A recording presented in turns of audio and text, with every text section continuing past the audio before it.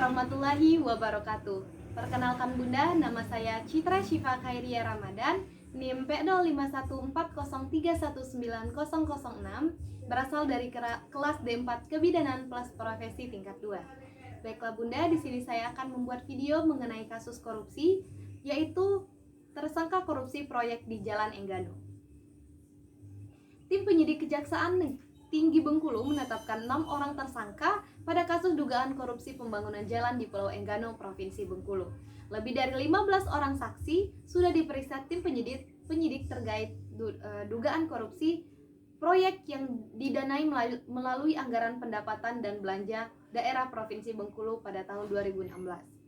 Asisten Tindak Pidana Khusus atau Aspidus Kejati Bengkulu, Henry Nainggolan, mengatakan 6 orang tersangka yang ditetapkan itu adalah Syaifuddin Firman selaku kuasa pengguna anggaran, Elvina Rafida selaku Direktur Utama PT Gamli Alamsari yang mengerjakan proyek, Tamini Lani selaku PPTK, Muja Asman yang bertindak sebagai pengawas utama Dinas Pekerjaan Umum Provinsi Bengkulu, Li Enjun selaku kuasa Direktur PT Gamli Alamsari, dan Syamsul Bari selaku Kepala Bidang Bina Marga Dinas PU Bengkulu.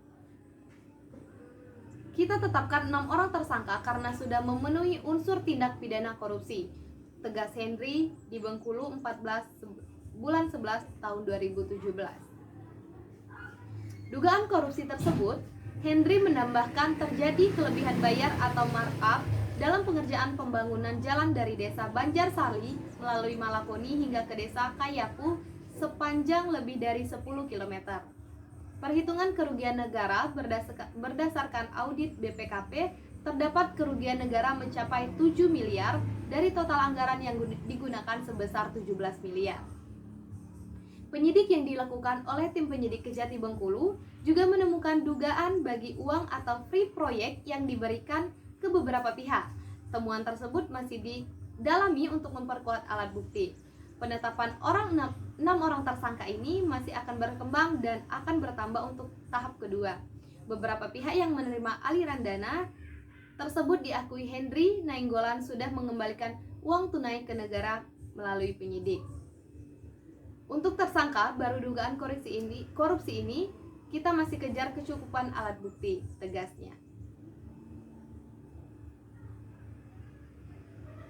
Mungkin dari kasus korupsi ini kita dapat mengetahui bahwa dampak yang terjadi akibat kasus korupsi ini yaitu pembangunan infrastruktur jalan yang ada di Enggano menjadi terhambat dan juga tidak maksimal dalam pengerjaannya, serta hilangnya kepercayaan masyarakat yang ada di Pulau Enggano terhadap orang-orang yang atau 6 tersangka yang melakukan kasus korupsi tersebut. Baiklah Bunda, mungkin sekian video dari saya mengenai kasus korupsi yang terjadi di Provinsi Bengkulu. Apabila terdapat kesalahan, saya mohon maaf. Kepada Allah saya mohon ampun. Wabillahi taufiq wal hidayah. Wassalamualaikum warahmatullahi wabarakatuh.